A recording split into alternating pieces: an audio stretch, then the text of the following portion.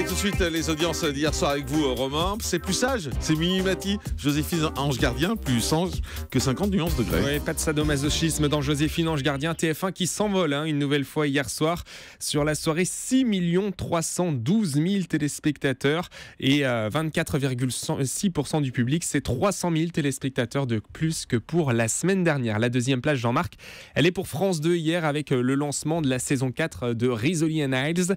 Pratiquement 4 millions de téléspectateurs sur la soirée et 15,6% du public avec un premier épisode à pratiquement 4 900 000. C'est nettement mieux que pour les scores de Secrets and Lies qu'on avait ces dernières semaines le lundi soir sur la 2. Troisième place pour M6 et les fidèles de Top Chef pour le troisième épisode de cette saison 6. Les candidats qui devaient revisiter la ratatouille hier soir. Plus de 3 100 000 téléspectateurs et 13,2%. On est là à peu de choses près avec les mêmes scores que ces dernières semaines, même si c'est légèrement en baisse de 100 000 téléspectateurs par rapport à il y a 2 semaines. Au pied du podium, on retrouve France 3 avec L'ombre d'un doute. C'est l'émission de Franck Ferrand qui revenait sur l'histoire du docteur Petiot, le docteur Satan de l'occupation.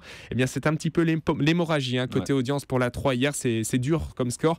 1 800 000 téléspectateurs et 7% du public. C'est moins bien encore que le numéro consacré à Louis XV qui était au début du mois de janvier. Il faut dire que la case du lundi soir pour France 3 est vraiment très problématique. Et du coup, Arte est pas loin derrière. Oui, 1 418 000 téléspectateurs. Il n'y a que 400 000 téléspectateurs d'écart. Ce qui arrive rarement. Entre Arte et France 3. Arte, hier, c'était le film Le temps d'aimer et Le temps de mourir. Voilà, autre score de la TNT. Avec 2 chaînes qui dépassent le million de téléspectateurs, notamment W9, le film Rasta Rocket qui permet à W9 de glisser tout seul hier soir plus d'1 100 000 et 4,3%. Et puis il y a une autre chaîne qui dépasse le million, c'est D8, le film Identité secrète, et D8 qui a bien fait jouer cette carte-là.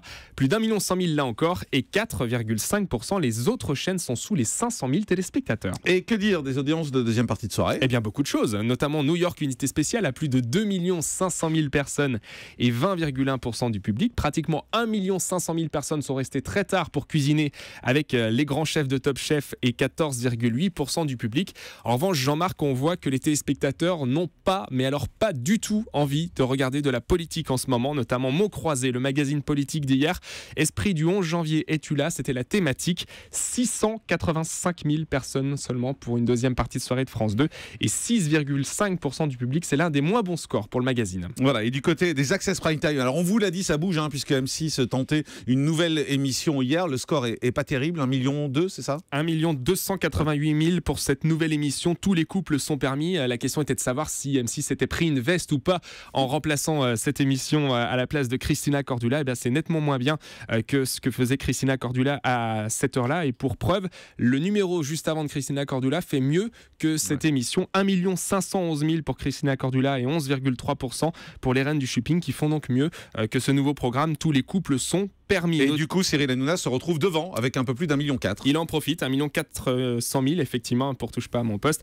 À peu de choses près le même score que pour le Grand Journal. Et puis il y a une émission qui grimpe, c'est à vous hier soir. 1 100 000 personnes et 5,3% du public. Gros score aussi pour Nagui, 14,1% du public et 3 100 000. Le grand direct des médias, Jean-Marc Morandini.